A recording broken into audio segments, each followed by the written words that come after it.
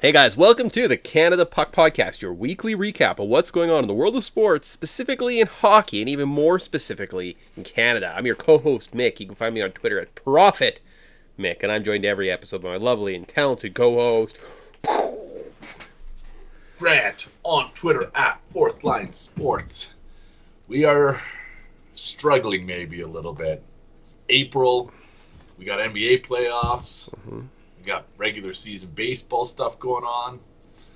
And we are still struggling through the NHL regular season. But that's good news for you guys because that means a little extra time with your two favorite Canadian sports fans, me and Mick. So lucky you. Not the only Canadian broadcast right now that are like shoving gambling advice down your throat, though. So thanks a lot, every sports network now that apparently only does sports picks. So it's exciting. I don't have cable, but I guess that's kind of in the advent of a single game wagering. It's kind of taken over, I imagine. Even on TSN, they have like these like live probability trackers. I noticed it's different landscape. It's changing. And so, have you guys ever needed like on-air personalities or like guys that have been like doing this for like multiple years and stuff and have the history and like don't sound like they're super awkward when they talk about like, yeah, minus 185. I think that sounds like a great pick. We're here. And we're cheap too. Oh yeah, like we could like you could buy and sell us several times with what David Amber makes. Get that bum off our television. You know, I do it for a ham sandwich or half a meatball sub. You know, like a good ham sandwich though, it can't be beat. Like, are you thinking like one of those like little honey baked hams with the big slices, or are you going to the deli and getting the thin sliced ones? Oh man, well I guess depends which network we're on because I feel like TSN is like the thick ham, and I would say Sportsnet's probably like the deli thin slice. Yeah. All right, so we have no preference. It's exciting. Yeah, we'll take it all, and cheese too. I don't even care about the cheese. I guess it probably depends on the cut of meat, but we're not here to talk about fine meats and cheeses. We're here to talk about Canadian NHL action. Sure are. If this is your first show, welcome.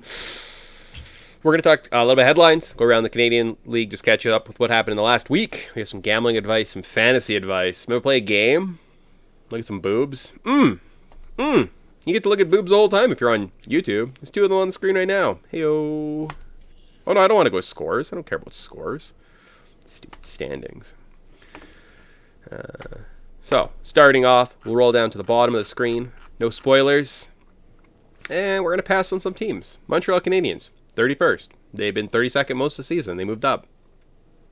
Great. I don't know if you heard this or not, but Carey Price returned last night. He did. They got shellacked. Like, what was it, 4-0, 3-0? 3 Cobb, yeah. Habs outshot them 44-20, something like that. They were really gunning for Carey Price, but it wasn't meant to be. I've said this before on the podcast. I feel like returning from an absence is a letdown spot. I think that came to fruition. But I've already said more about the Habs than I wanted to on this episode because I'm going to pass now. I got my sense, and it's time to pass. They have a minus 94 goal differential on the season. This was one half of the Stanley Cup Finals last year. I don't know. What. Anyways, if we move up to the next Canadian team, we get the Ottawa Senators. They only have a minus 39 goals on the season and 26th overall. Pass? I mean, I don't know what you want me to say about the Senators. I'm okay. I'm happy Drake Batherson's playing tonight, but we can talk more about that later. Sweet. All right. We get to 19th overall. Before we get to the Winnipeg Jets, we're dead to rights last week, right? They were out. They were not going to make the postseason. I feel like haven't they won a couple games? Aren't they like within a shot of a postseason spot? I think the Jets are 7 points out of the wild card, but they would have to get past Vancouver, who is I think 5 points out, and the Knights, who are 2 points out. And that is all with Dallas, the final wild card team, having a game in hand. So I would say the Jets, we've talked about this for frig, man. What is this? We're going on like 4 months of talking about the Jets missing their opportunity, and they're hanging on. But it's going to go back to them missing their opportunity. They missed their opportunity. Their window's closed. It's just like this. There's no way that they make the postseason. Yeah, they're hanging on by a thread, just like our next team, Vancouver Canucks. Same spot. They have a couple more points, but same battle. Do we see them getting it done with 7 games to go? They had their best opportunity. They had 3 games against. So we chatted about the friggin' up against the Blues and Knights earlier. However, they're a little closer. They knocked off the Knights 5-4 in overtime. I feel like the turning point could have been if they would have won in regulation. Maybe that would have given them the edge they needed to keep things close.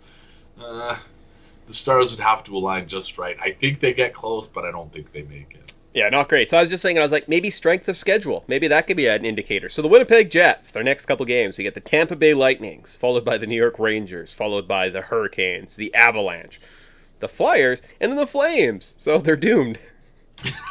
Unless all those teams go in cruise control, that's a really, really tough slate to end the year. Let's see if the Vancouver Canucks fare a little bit better. They get... where are they? Win. Stars. So that's a good game. Sens. Okay, great. Wild. Not terrible. Flames, Kraken, Kings. Based on that, I like Vancouver's chances over the Winnipeg Jets slightly better, but I don't know if it's gonna be enough. On this note, I'm gonna just take a quick peek here and see what's going on with. Did we look at Vegas's schedule? Because I know they got the Oilers today. Oilers tonight, Devils on Monday, followed by the Capitals, Sharks, who have just been eliminated, Stars, great, you're chasing them, Blackhawks, I think they're out of the postseason as well, and then finally ending with the Blues. I kind of like Vegas's schedule the best, which means if they're in that final spot, I don't think anyone's leapfrogging them, so... Well, let's see. I guess it all boils down to Dallas then, because Dallas is the one who's actually, and they've fallen flat. I know we're not supposed to be, going on and on about some of these other teams, but Dallas this is like the only drama left in Canada hockey, right? So they get the Sharks tonight. They've got the Canucks on Monday, Oilers, Flames, Kraken, Golden Knight, Coyotes, and Ducks. So. Again, I like their schedule the best of all 4 of those. So, that's a shame. I think not to, put too fine of a point on it, but I would say that the game on April 26th between the Golden Knights and Dallas Stars is something that you should bet your children on, because that's what it all boils down to. Yeah. I would just take a stance on the underdog and then maybe hedge in the game on the 26th. Maybe that's the best way to do it. All right, so there you go. So that's, like I said, that's kind of it for drama, because I think the rest of these teams are firmly established. So we got the Edmonton Oilers, 92 points overall, firmly in. Did they get into second yet? They are in second. They are in second. So there you go, setting up for Battle of Alberta in the second round. Good times. I'm just worried, because they're setting up. It seems Vegas is only 1 point behind the Kings. Vegas can definitely surpass the Kings. We're not going to get into the Kings schedule because I've already moved on from that part, but it'll be close. Sorry, go ahead. I was just going to say, if the Kings are the playoff team that the Oilers match up with, it upsets me a little bit. Maybe not. It just, given the Oilers' terrible playoff performances and Todd McClellan being the Los Angeles Kings coach, it kind of set up as this terrible revenge letdown spot for me. I was like, man, if there's one bad thing that's going to happen, it's the Oilers not getting past the Kings in the first round. But now, maybe it is the Knights. Who knows? Now I'm curious. Now I got to see who the Kings have. All right. Okay. Well, you got to do that. So wild card. I'm just looking. Who are the top 2 teams? So the Avalanche or the Flames? I would say listen to this. So the Kings have Jackets, Ducks, Hawks, Ducks, Kraken, Canucks. Oh, Kings, you are getting third spot. Congratulations. That is very odd that the schedule gets so much better. Huh. It was a stepping stone of schedules. Like, it just got better and better somehow. Weird. Like, I did not see that coming whatsoever. Kings, that means the Dallas Stars will be playing the Avalanche, and Predators play the Flames. Interesting. All right. So, still a little bit shakedown. Could be some interesting. I think the way it stands now, like Grant was kind of alluding to, seems kind of like the most entertaining, right? Maybe, is Vegas better than Dallas from an entertainment standpoint, potentially? You could get Eichel versus McDavid in a series. Wouldn't you want that? I hate Jack Eichel. Like, I hate that guy's a turd. Every time I learn more about him, I hate him a lot more. So, you know what? I would rather not even be put in a position where I have to actively cheer against Jack Eichel, because it's going to make me angry. I'd rather be happy and him not make the postseason, and the Vegas Golden Knights look like a bunch of dicks for not being able to afford to roster their entire roster because they don't have the salary cap room. I like that more. All right. Well, this was maybe the best Edmonton Oilers segment I've ever heard. You know what? We moved past the Vancouver Canucks. We landed in Edmonton. I don't even know who's next. Actually, I do know who's next, but we're not going to top these segments. Nothing noteworthy happened really in Edmonton the last little while, eh? No? Just is what it is. Oh, the Evander Kane, Ryan Hartman fight? You didn't pay attention to that? Out of touch. I didn't even see that. They got to do a scrap in the game when they got pulled apart. Ryan Hartman flipped off Evander Kane. He ended up with some fine or something like that. They then started a Kickstarter or a GoFundMe to pay the fine, and Evander Kane's wife jumped in and gave a big donation to pay off the fine. So,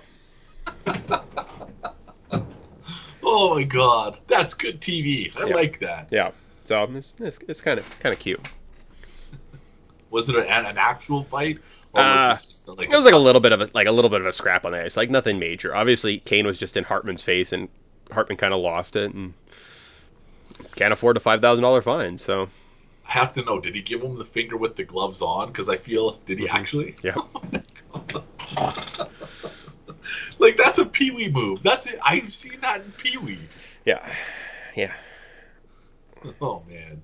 Well, you know what? I think the TV we would deserve is a 7-game series between Minnesota.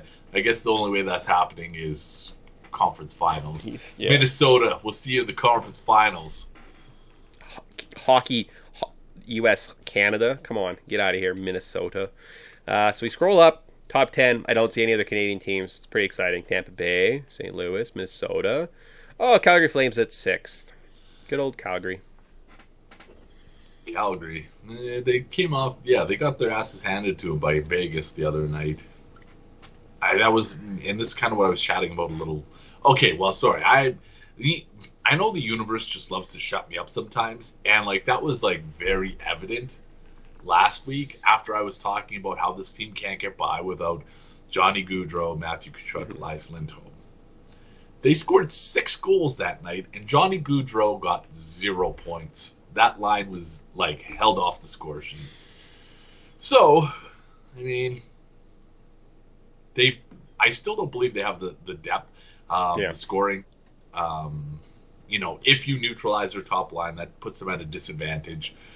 And I think we've seen this balance out over the last couple weeks here because they were overachieving. We chatted about it last week.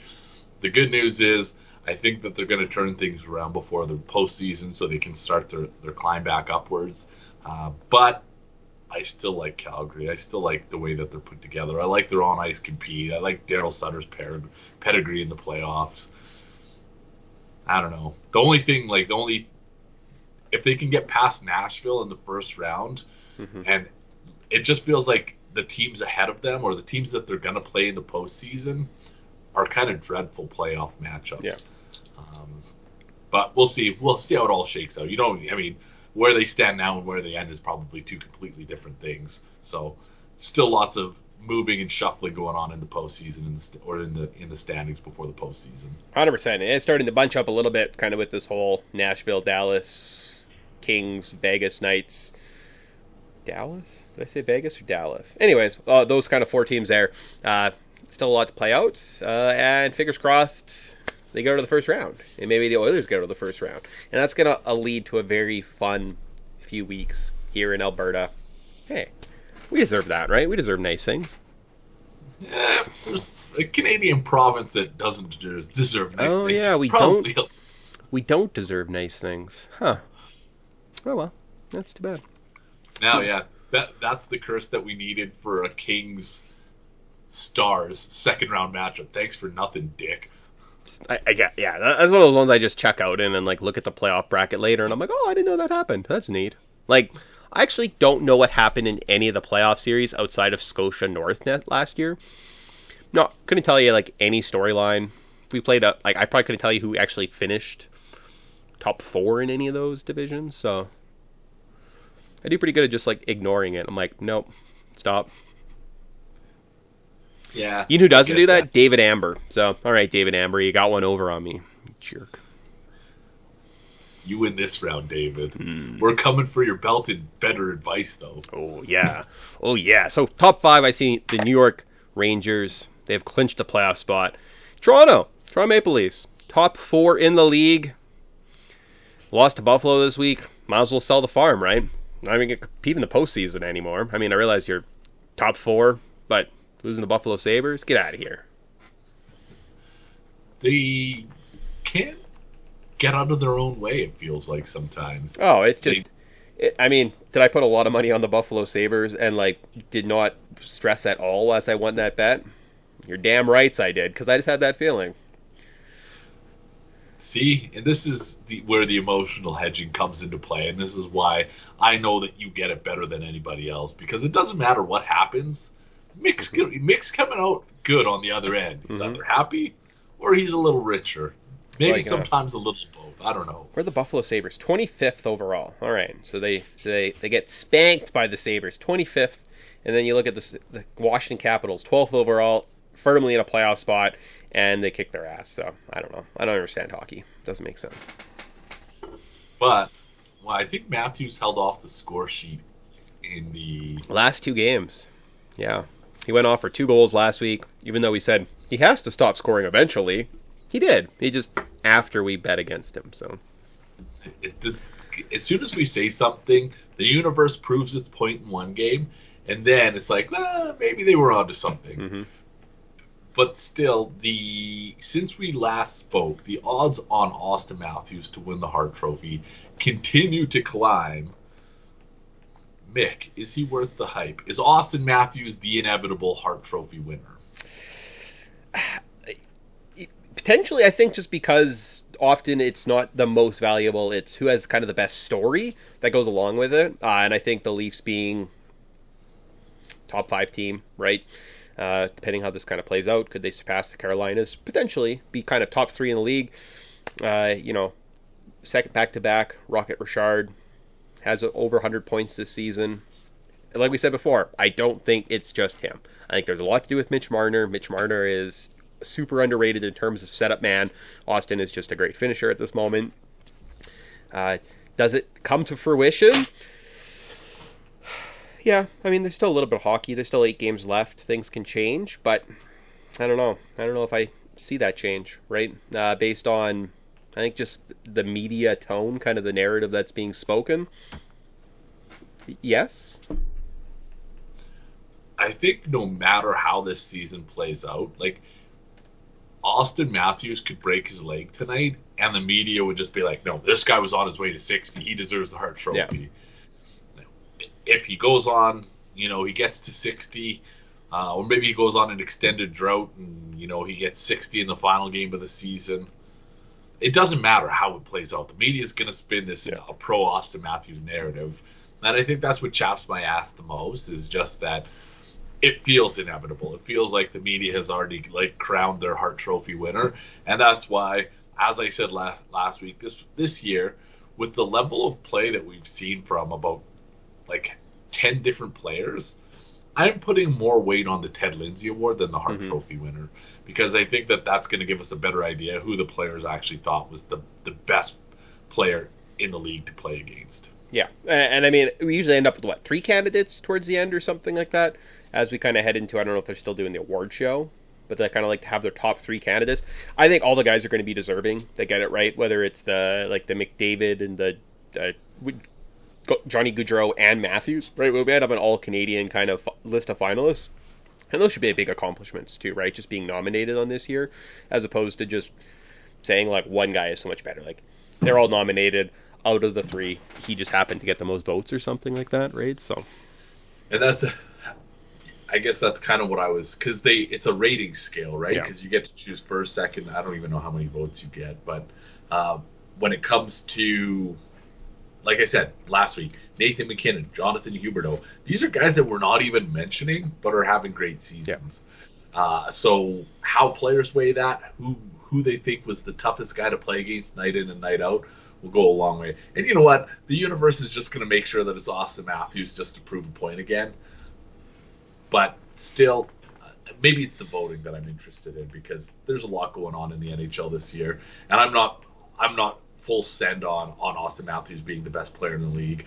Not with 8 games to go in the regular season. Yeah, it's a similar conversation we had to last week, right? Like, it'll be kind of the narrative. I mean, I do think, so we're talking kind of off camera, with FanDuel Sportsbook opening in Ontario, I think there is a big push of money from the Ontario single game betting market into these kind of avenues, so they're probably inflating, right? I don't know what he's available for right now. Must be like minus 200-300 or something like that, as the money kind of just continues to pile on this guy. So take that with a grain of salt, right? If you're getting these other guys at plus money, may not be a terrible pick, right? Because there's a chance where somebody else just gets enough firsts, right? Or maybe he doesn't end up with any seconds, right? Like, either he's first or third on a lot of guys, and somebody sneaks in with more second place votes. So I don't think it's a foregone conclusion, but minus 210 is what I saw before we were recording. Okay. So, and like 3 weeks ago was like plus 10, plus 12. Mm-hmm. Then it was, I think, down to, it went from that to like, I think it was plus 125, and minus 125, and now minus 210. At least that's kind of what I've recognized. I'm sure there's been other stops along the way. Yeah. So, I mean, that is the inevitable story. There's a lot of talent in the Toronto market right now, between some of the younger basketball players we're seeing with the emergence of the Siakams and what the potential of Barnes could be in basketball. Vlad Guerrero is almost kind of must-see TV right now with his at-bats, and when they're in game like 6 of the regular season, right? So I think Bochette's looking really good, right? There's some buzz that he might be kind of a dark horse MVP in the MLB. You get the Austin Matthews, the Mitch Marners. It's all right, For a bunch of asshole fan bases that really don't deserve anything nice, Toronto's being like slightly rewarded right now. So don't worry, it'll be taken away from them. But right now, you can almost feel like envious of them. I'm excited for the letdown. Maybe that's what's keeping me going. Yeah. The letdown. Oh, it's coming. it's going to come, and it's going to hit hard. So, all right, that's it. Yeah, more games to play. Florida, something. Who do they get right now? Tampa Bay and Boston are kind of battling for third. See what happens. If we're talking about the Lightning, they are faltering right now. And I think 3 seasons, or I guess 2 seasons of extended cup runs, shorter off seasons, is catching up with them, because they are absolutely pooping themselves to end the season. They're in the playoffs. I'm not convinced they finish in the Atlantic Division, third in the Atlantic Division, but I think they're not making it out of the first round. I've said that the last 2 postseasons, though, so... Yeah, take that for a grain of salt. All right, so headlines. Now you're all caught up. You know exactly what happened this last week. Man, it was sweet. Did we ever talk about this? I don't know if I mentioned this. Hockey Night in Canada a couple weeks ago. Leafs... Who are they playing? Not Montreal, because Montreal was the next game. Anyways, Leafs game wrapped up early. They went live from the end of the Leafs broadcast into the end of the Montreal game. About a minute left They were down a goal. They had an extra attacker. They got a penalty, so now they're on a power play as well. So they've got 6 guys versus, or 6-on-4 to kind of end the game last minute. Super exciting. It then flash forwards to the Winnipeg game. Maybe my timeline's just a little bit exact. And then about the last 5 minutes and so, dramatic finish there as well. Maybe it went to overtime. Maybe I flip-flopped them. Maybe Montreal went to overtime. My point is, I don't know if they can set it up this way, but to set up hockey night or to set up just any hockey games in general to have like a 10-minute delay, so as soon as the first game ends, you could then jump to, say, the next 5-10 minutes of the second game, followed by the third, by the fourth, by the fifth. That would make one of the most exciting hours of television. I don't know if they can stage it with like TV timeouts or like referee stoppages kind of throughout the night. It would take a lot of kind of big brothering of the hockey games. It rivaled NFL Red Zone, in my opinion, that like 30 minutes of television. So you're not just going for David Amber's job. You're also taking a run at Gary Bettman's job. I want to be the director of Hockey Night in Canada. I think I've done it. Look how I arranged our screens on this on my monitor right now as I'm recording. What can't I do? I was going to call it puppet mastering. You don't want to be a director. You want to be puppet mastering. Yeah. You want to be able to talk to the referees to say, you guys got to speed things up here. You got to wave off a few icings. Let's go. Come on. Yeah, that fight in the corner, just boys will be boys. Let's move on. Come on, let's go. You got to speed everything up ice hockey style. You guys need more skinnies, less fatties out there. Again, I don't know how you're doing it. If you could do it, it was good. I liked it. I respect that. So there's those magic moments in Hockey Night in Canada where kind of like when that first game ends, they kind of just like jump around the telecast and you get to watch like the end of 2 other games. It's nice. It feels like you're like involved, right? Like you have a good feel of how things happen that evening. So, well, they say the last 5 minutes of a hockey game is the most exciting. Mm-hmm. So I see where you're coming from. All right. So there you go. So we want to play God. Let's play God with some fantasy people. Yay. How'd you do last week, Grant? So if we jump into our My Dirty Fantasy, my FanDuel advice, we give great advice all the time, except when we don't, like last week, when I got 47th out of 51. That's not very good at all. Huh. I was going to say, if God had like an inbred second cousin, that's kind of what I'm doing with my FanDuel lineup these days. Not so much playing God. Maybe just not trying to poop myself. I had one double-digit player with my goalie, with Robert Lehner, 31.2 points, thank you. Everyone else, absolutely terrible. I'm not going to go over it. In fact, it's so terrible. Josh Anderson, he had 4 shots and 2 blocks, 9.6 points. Connor McDavid, who cost probably 3 times as much as him, also had 9.6 points. He's my second leading scorer. So, good thing I didn't put Austin Matthews in there, right? Good thing. Artemi Panarin was the only person on my roster. I guess Thatcher Demko. Thatcher Demko and Artemi Panarin. Only players to go above 9.6 points. Oh, fuck. Look at this. Finished 519th out of 595. So, yeah. Maybe do the opposite of what we say. Maybe we should... Yeah, you know what? I think this is one of those opposite type approaches. Wow. Don't listen to what we have to say. I mean, my big, like, we talked about Johnny Gaudreau was held off the score sheet last week. Who was in my lineup? Him. Johnny Gaudreau. Same with Connor McDavid. Had I put Matthews, but I still would have just bummed out, right? Because I didn't have that, because my kind of high price guys did not pay off. Thus, no high price guys this week. All scrubs. You know what? TLC said no scrubs. I'm saying all scrubs. So that's where I'm going. You got your lineup ready for this week? What's the opposite of tender love and care? Hard. Tender. Hate. And abuse. Hard hate abuse. Hard hate abuse. Bring it today. Oh, yeah. All right. Let's get some. Hard hate. Oh, HHA. Yeah, HHA all day. You know what? You go ahead. I got stuff here. I hate that we're doing the same thing because I took a similar approach, but I got to hear who you got. All right, so I'm going to start on the back end. Seattle Kraken suck. I mean, I know the New Jersey also sucks, but I'm thinking they suck a little bit less. So Nico Dawes, $7,200. You're my starting goalie. Why? maybe we'll upgrade. Maybe I'll look afterwards. But let's start at the top. I'm going to go with Anze Kopitar, $6,600. Plays in the top line against the Blue Jackets. Fighting for the postseason lives. I think Kopitar's got some magic in him. Elias Lindholm against the Coyotes, $8,000. He's actually my high man on the board. Drake Batherson, Alex Tuck, $6,900, nice, and $6,800 respectively. Noah Hannafin and Mark Giordano, former Flame, on the back end, $53,000, $5,100. And then I got my bargain basement dives. Max Domi, plays for Carolina, plays on the second line against Colorado tonight. Might I don't know, pick a fight, get some hits, maybe even get some assists somewhere along the way, $4,100. And then Arteri Lehkonen for the Avalanche on the other side of the puck, $4,600, also plays on the second line, so maybe we'll see some sparks fly. Alex Tuck also, I believe he's almost at a point a game since he got traded to Buffalo in the Jack Eichel deal. So against the Flyers, I don't think they're very good. Point a game, $6,800. I'm okay with that. That sounds like a good roster, Mick. It sounds like an outstanding roster, in fact. Do you have the exact same roster?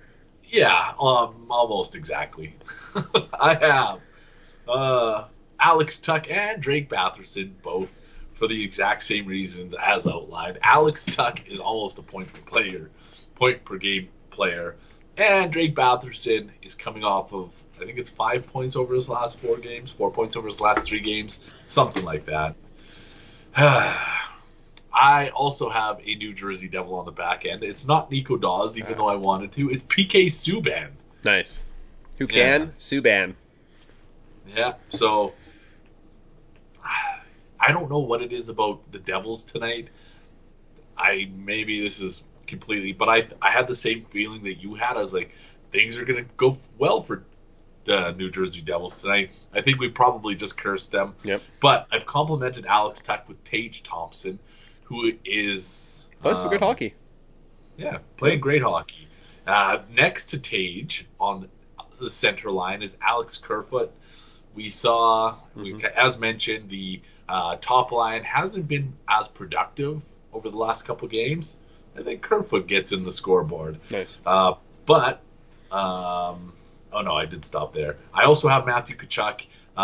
He's part of not what I'm going to call a stack, but Matthew Tkachuk and Jacob Markstrom against the Arizona Coyotes. Markstrom's been playing great hockey. I don't think he's as bad as we've seen, so he's going to bounce back. Matthew Tkachuk has said, that line just does a little bit of everything right. Complemented by Ryan Suter and Brendan Gallagher, I have a team that is going to finish not last. Yeah, no, it's not bad. It's not bad. We might see some sparks fly there too. I like it. And like we said, Toronto, you beat up on the Capitals Saturday night in Ottawa. Are we seeing a letdown? Yeah, we're seeing a letdown. It's going to happen. Oh, yeah. Drake Batherson, hat trick. Just pencil it in. So, done. Nice. I like the strategy. I like our heads are in the same place. That's a bad sign, though, Mick. Like, we at least have to acknowledge it's probably not a good sign. How many points is Phil Kessel getting against the Flames tonight? Like, how badly are the Flames going to lose? I should probably put Phil Kessel in there. Yeah, I was looking at Phil at one point. I was like, oh, Phil. But then I went with Max Domi. I don't know if I feel better about that one. So that we can talk a little bit more about in the next segment. There we go. So that's our terrible advice that we just... At one point we were good. I promise you people. We actually, we won some money. My little bankroll on FanDuel has, just been slowly declining until FanDuel Sportsbook opens up across Canada, not just in the great province. Yes, we have provinces here of Ontario. So, Bettor Advice. Oh, that's where we're at now. There you go. So, My Dirty Fantasy out the window. Bettor Advice, pull it in. We take 100 theoretical dollars each week. We gamble it any way we see fit. 1 game, 12 games, doesn't matter. Keep track of the results. We win you money based on our sweet advice. Grant, how'd you do last week? Oh, man, I don't want to talk about how I finished 519th out of 545 or whatever it was. I finished last place in gambling last week. I don't think I had one right pick. What? All right, well, I hit 2. I got Montreal plus 1.5, Flames minus 1.5. Ended up netting about $35 on top of my bankroll. Gives me almost 700. I'm 683 on the year. I'm going to get over 700. Make the listener 700 units. Pretty exciting. I have 2 plays for tonight. You know what? I have 3. All right. Well, I have 4, but anyways, you know what the fourth one is. Yeah. And that is just that I have to play catch up. I'm starting with the aforementioned Carolina Hurricanes. They're traveling to take on the Colorado Avalanche. 2 competitive teams, 2 teams that play, for as good as they are offensively, like really good defensive hockey. Mm-hmm. So that combined with the goaltending being what it is, Darcy Kemper is the best save percentage in the NHL since in this calendar year, and Frederik Andersen has kind of rebirthed himself in Carolina. I hope rebirthed is the right way to say that. Anyways, I don't see this game getting sorted out in regulation. Plus 330, it goes to overtime for $30 to win 99. Nice. That's not bad. That's not bad. First play. This is emotional. Maybe don't listen to this $50, but at plus 1.5 goals, minus 125, I'm going to take the Senators. I think it's going to be a close, fair. Again, why? I don't know. I don't know why the Leafs like to play down to the level of competition. Luckily, they rise to meet the competition as well, but they also play down a little bit.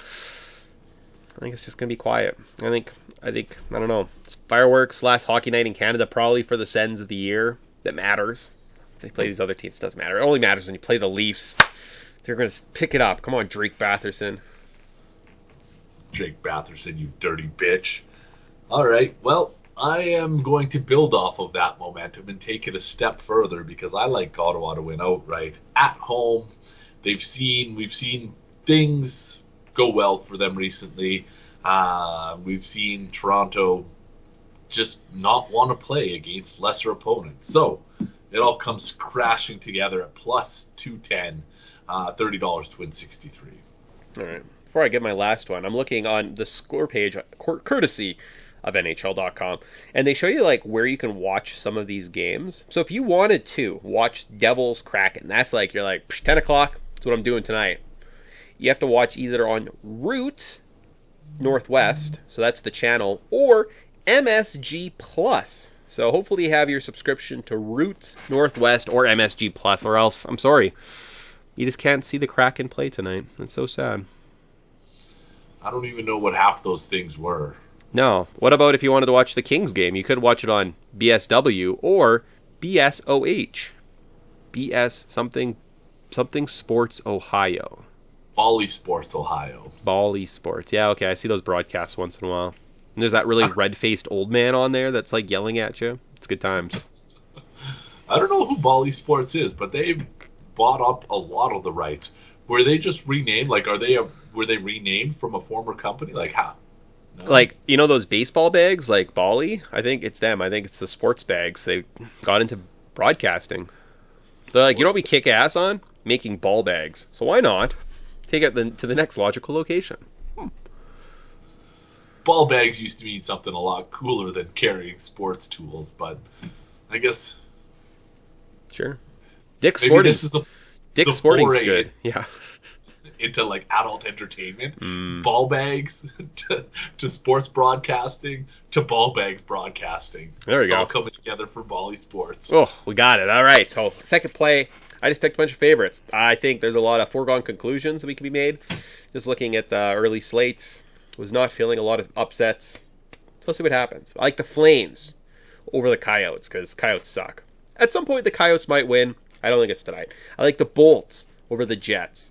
I realize that one team is fighting for their life. The other team kind of sucks, but I don't know. I don't like it. Caps over the Canadians.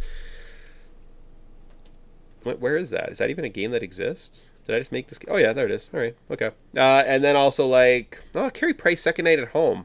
I don't like that pick already. I'm just going to say that. That's too bad. And then finally, I like the Kings over the Jackets. All those together, plus 237. My other $50 going towards that. Payouts like $168. So, sorry, Carey Price is starting? He's a projected starter again tonight? Is he? Is he not? I guess maybe not. Let's double check that. It wouldn't surprise me that Montreal Guy coming off hip surgery makes him start Oh two yeah, games. no, he's definitely the expected starter tonight. So, Well, if your hip wasn't bothering you already, Carrie, it's going to bother you later tonight. This one. What do you think Carey Price costs on FanDuel? So you can do your next one. I'm going to double check this. So 69, I think. It was nice. I Nice. think if it is, the writing's on the wall with that one. But I'm going to change that right now. This is great. one of the themes of our show has been take this with a grain of salt, and that's especially true with my next pick because I have the Edmonton Oilers minus 122 over the Vegas Golden Knights. Vegas doesn't deserve nice things. You know what? I'm talking myself out of this. No, never mind. I am not going Edmonton. I am going Vegas. Edmonton's coming back off of 2 straight games on the road. Maybe this is a bit of a letdown spot. I'm taking Vegas plus 102. You know what? Maybe this is what I missed. I'm not listening to that little voice inside my head. Plus 102. I've also parlayed all 3 picks. 3-leg parlay pays for $10 plays $259.27. So, not the Oilers. We're going Vegas Golden Knights. I'm taking the mix emotional hedging, taking it to a new level here today. It's smart. It just makes losses so much easier to handle. You know, you don't spiral. You don't feel like getting to the end of that bottle. See if that maybe eases the pain because your bank account's bigger. It's great. So I did make a change. Carry price $6,500. Could happen. I don't know. As well as I use the extra money to go from Max Domi to Jamie Benn. Sounds great. So there you go. So there was my big play, big change on my FanDuel addendum lineup. Well, good luck to you, sir. We'll see if it all pays off. I don't know what Montreal's thinking with Carey Price starting both nights, but Now it is, that is the score app. They're historically terrible, so I might double check just to make sure I do get the actual starter. So I would like the Montreal starter, I guess. Yeah. the second night of a back-to-back, maybe I should have used that game as a second night of a back-to-back. You know what? All right, I'm talking myself into some stuff here.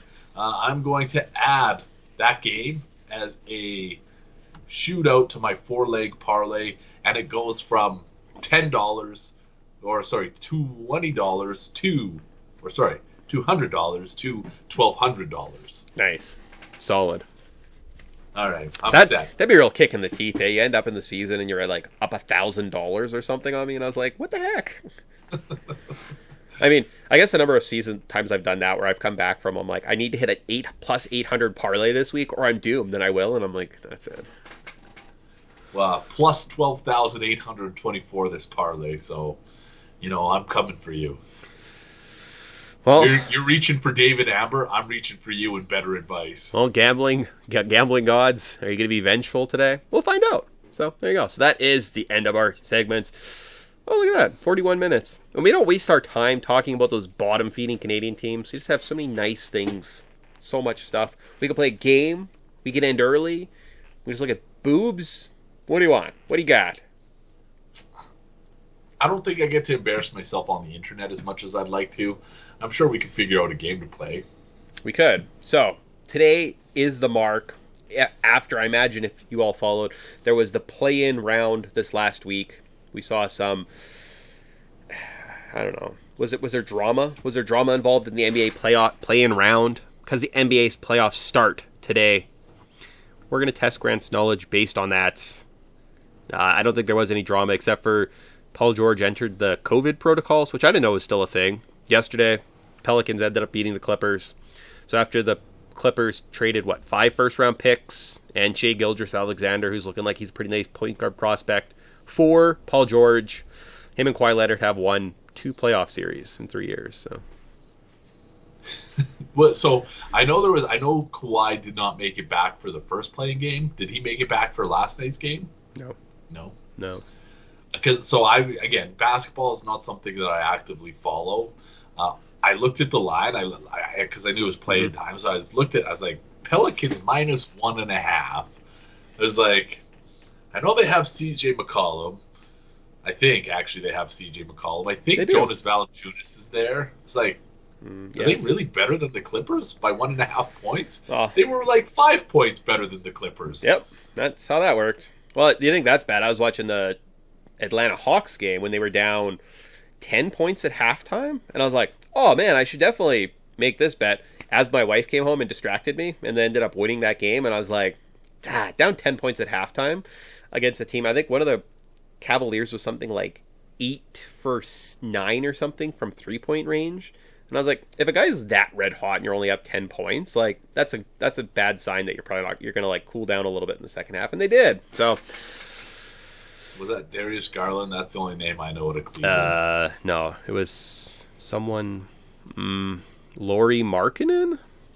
Oh, the Finnish netminder. There you go. Yep, he was all right. He did pretty well. So, Grant, your challenge today. I know you just said don't have high expectations. There are 1, 2, 3, 4, 5, 6, 7, 8, 9, 10, 11, 12, 13. 13 picks on the board. You have to get, let's call it 8. I want you to do slightly better. We're going to go to last year's NBA playoffs, the 2021 NBA playoffs. And you just have to tell me who won each series. All right, I'm going to start backwards. So I can even give it to you. I can give you each series, and you just have to tell me who won. No, you know what? I'm going to go backwards because I think I got this. All right. Milwaukee beat the Phoenix Suns in the finals. All right, so we're going to give you one big ding ding. Phoenix got past the Los Angeles Clippers in the Western Conference Finals. Look at that. Grant's killing it right now. Who did the Bucks beat? Oh, I don't know why this is just coming up absolutely blank. I'm going to say, I want to say it was somebody unassuming. Was it Philadelphia? It wasn't Philadelphia. That's your guess? I'm going to say that's wrong, but I'm not going to tell you who it was because that would give away something. So we're going to give you an X. It's too bad. All right. So back to the West because I think I know that one a little better. The Clippers beat Utah to get to... Grant's killing it right now. All right. And then Phoenix got past... Oh, man. Who did Phoenix get by?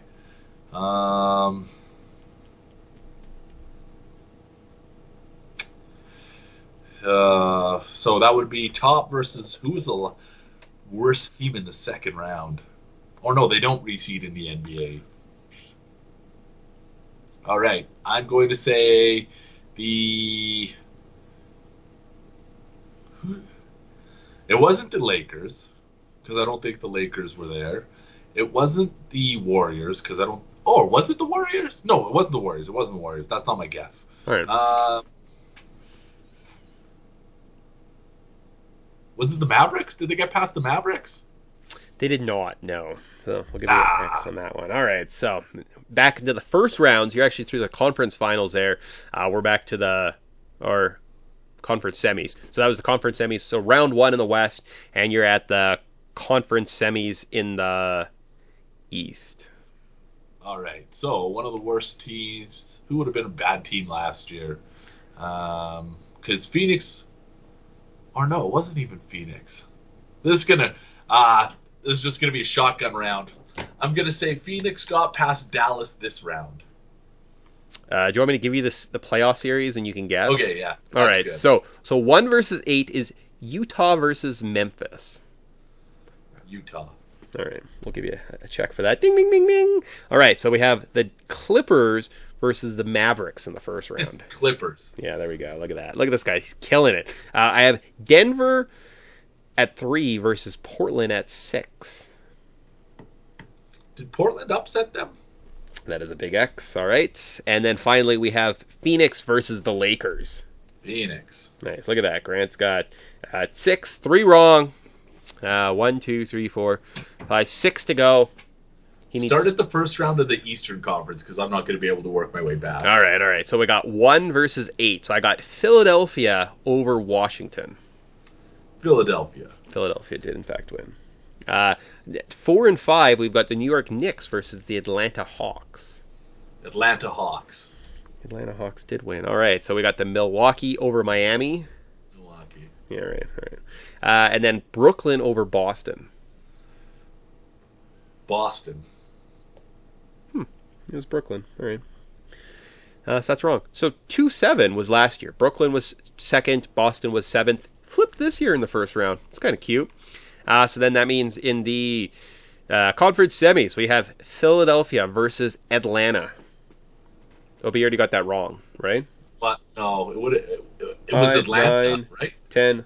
Oh, yeah, that's everything. So that's everything. So then Atlanta beat Philadelphia in Game 7, and Milwaukee beat Brooklyn in 7 games. So there you go. So you ended up with 9 and 4. It's pretty good. It's not bad. Huh. I knew it was somebody unassuming in the East. Yeah. It was Milwaukee, Atlanta then, right? Yeah. Yeah, Trae Young got really hot there for a little bit and like played up the heel, and like he was telling the guys at like MSG to like the fans to go fuck themselves. It was kind of funny. And He's like a good story. And he's like really ugly. I don't know. Maybe we don't need to talk about like players, but like his hair just looks so stupid. I was probably not the funnest game to play, but there are some unfortunate looking people in the NBA. And you know what the other thing is? Every white man looks like he's in his mid. It doesn't matter if you're white and you're going through a divorce in your mid 30s. That's what I've assumed by looking at every white person in the NBA. They're like balding. Yep. Nobody's happy to be there. It's just a chore. Except for Chris Humphries, and he was just very attractive. So Chris Humphries. Didn't he get with a Kardashian at some point? I was just thinking that. Wasn't he one? Or was the other one? Was he with Chris Kim? Humphries was. I think was he with Kim? So Kim's done like Kanye, Chris Humphries, and that goofy guy from SNL. So she doesn't have a very good track record. Pete Davidson. Really Pete Davidson and Chris Humphries? All right. But as a reward, Grant, I'm going to open up this 2021 pack of Optics basketball cards. Damn. Pretty exciting. Let's see. Anything special? Yeah. They were actually married for 2 years. Huh, Chris Humphries. 2011 to 2013. Good for you. Good for you, Chris Humphries. And good for Grant, because the first card we're going to pull out is a Montrezl Harrell Lakers card. Maybe not the Laker we wanted, but yeah, that'll work. It'll work. I got Josh Okogie for the Timberwolves. I don't know who Those that optic cards are just so nice. is. Yeah. Kira Lewis Jr. for the Pelicans. Because if you're going to get a rookie Pelican in 2020, clearly we're hoping for Kira Lewis Jr. And then finally, we'll look at this nice PJ Tucker Rockets card. That's all like shiny and holographic. That's probably worth like 7 cents. So. Fucking PJ Tucker. Oh, God. And they're also bent. Like, look how warped this card is. Like, can you see all the curve of that? Yeah. There's a good wiener joke in there that's just not coming to me in the right time. Like, got a good, like, fold. But I've looked into it, because I ended up with, like, I opened the pack and I got, like, a LeBron James or something. And it was, like, almost like this. And I was like, well, that's not worth anything. And they're like, oh, no, that's fine. Like, grading companies don't care about the curves, because whatever they put on it just curves the paper. And I was like, maybe they should maybe we should work on that. Weird. Yeah. What if we put it like below these other ones so the weight of them slowly like straight these cards? I did that with some cards too. I was like, I'm just gonna put Hopefully these pressure. here. Look how many cards Grant has won since Christmas. Oh man. So clearly we haven't seen each other since then. So. Well, eventually, one of these days we're gonna get together and the universe is gonna explode because for some reason it just doesn't like giving us what we want. Yeah. Now, I'm in a bit of a quarantine till about Sunday. Then after that, if I'm symptom-free, world's my oyster, so. You gotta, take that big victory for what it is. Mm-hmm. I feel like, I don't know if I mentioned this earlier, but I don't have, all my sports are just streamed. I don't actually have cable. So I was thinking it probably makes the most sense to, when the Rays play the Jays, and I think they have a series coming up here. I'm gonna have to go watch it at a bar. Maybe that's just our natural progression for, say, going out grabbing beers. Cool. Done. All right, but the podcast wouldn't be the Canada Puck podcast without our babe of the week. Mick, I'm a little torn on this one, but I got it. I you know what? We're going back underground. I'm down at the root of who I am. I'm rooting for underdogs. Michelle Brittany Martin. Michelle, as you would expect, Brittany with only one T, and then Martin. 5,000, not even 5,000 followers, but I like me some Michelle Brittany Martin. She looks like she likes the sun. You know what? I'd tolerate it for her. Yeah, I'd go outside. I'd go outside for that. That's nice. Michelle Brittany Martin. She's our babe of the week. Schwing. Nice. Look at this cowboy with 3 names. She doesn't know how to drive a NASCAR car. You think three first names too? That's what it is. Yeah, the 3 first names that gets you. You think Talladega Nights plays better in this whole like F1 world where everyone's really big into F1? Do you think the jokes of Talladega Nights lands harder or more poignant? That's a good question. I feel like some Will Ferrell movies don't get the props that they deserve, and I feel like we're kind of spiraling towards some of his movies being more niche followings. Because Blades of Glory more so than Talladega Nights, but I mean, how many people are like, oh, I want to watch a race car movie? Like, how is that a theme or a conversation you bridge naturally with your friends? Like, you know what? Yeah. I love watching cars speed around a circle so much that I hope they make a movie about it, and then I'd like to watch the movie. All right, nice. What did we watch last night? That was way better. 21 Jump Street, hilarious. I've never seen that one. Worth a watch. Jonah Hill, Channing Tatum. It's delightful. Like, it's one of those ones where like, I don't know why this one didn't get more play, but it's good. I might have to look into it. Yeah. I have to know though, how high were you when you watched it? 6 out of 10. Medium high. Yeah. Yeah. All right. Well, maybe we'll see how it plays. We'll see how it plays sober, and we'll report back. All right. Maybe nice. That'll be our next foray. We'll just talk about funny movies and if they were better, high, or worse, or Austin sober. Powers High. They're very funny. You know, Austin Powers sober. I remember. It's pretty funny. Yeah. Well, this coffee tastes like shit. It's because it is shit, Austin. Oh, so it's not just me. Boom. Nailed it. Done. Like verbatim. Oh, great. Love it. All right. That's it. Cool. So with that, wraps up a fun week on the Canada Puck podcast. We're back next week because I think we still have like 2 more regular season shows. I think that's the last one because I think the regular season is done on it doesn't end on a weekend this year. I think it ends on a Thursday. Okay. So I think by the time we get to our second show, so next week will be regular season wrap up, and then we'll be doing our postseason show on Saturday. So one more. Well, or pretty much the end. Then we just kind of start looking ahead. That's exciting stuff. Can't wait. And then we just stop talking about hockey at some point, randomly. Yeah, you know what? We kind of get sick of each other, and we just stop doing this. Yes. Normally before the end of the Stanley Cup Finals. Well, I think once it gets kind of like nice out on the weekends, and like I don't want to sit in my basement for an hour and a half on the weekends. Like, I'm good. Maybe we should take this into a social media perspective then, and just start, hounding people. Maybe that's what we could do. We could just go be an annoying social media personality where they get annoyed when people are in their shot, even though you're out in public and you're not actually entitled to that space. You're in my shot. You're ruining my shot. That's what I want to be. That's what I aspire to be. That might have some play. We could do some like on the scenes live broadcasting, and just like we spend more time of the interview trying to get people out of our shots. Just getting people out of, and then by the end of the interview, we just throw our hands up and like, no, it's not working. We can't get the shot. The scene's not right. That's a funny segment. All right, trademark. By the way, yeah. Just like get your fro leak.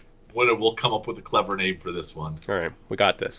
So, till next week, party on, Grant. Party on, Nick. We'll see everybody next week.